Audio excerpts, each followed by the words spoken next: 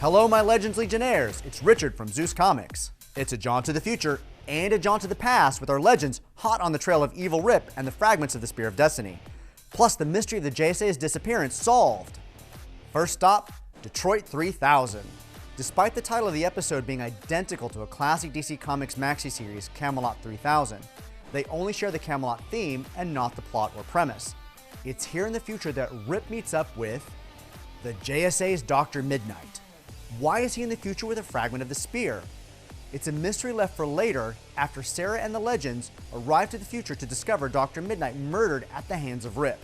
Gideon, still being assisted by the medallion map, is able to locate the third fragment of the spear in Britannia 507 AD.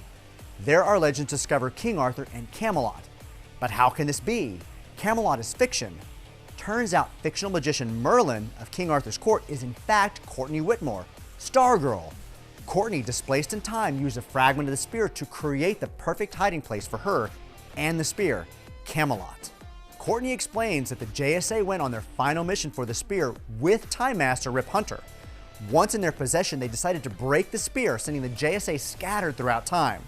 Dr Midnite in 3000, Stargirl in 507 AD, and I'm guessing the final piece is somewhere in time with Commander Steel.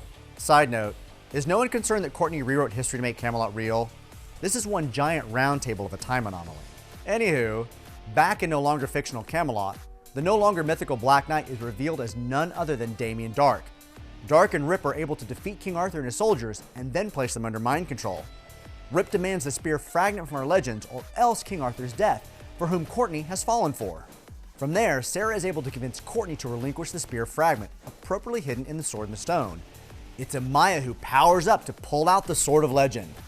As Guinevere and Ray ride into battle against Rip, Damien, and King Arthur's army, Amaya and team convince Sara not to take the singular victory of the spear fragment at the sacrifice of Ray.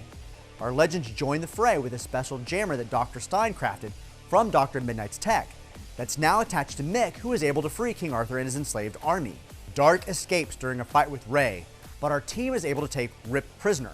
For the count, that's 2 spear fragments for the Legion of Doom, and 1 fragment plus Rip for the Legends of Tomorrow, and 1 probable fragment somewhere with Commander Steel.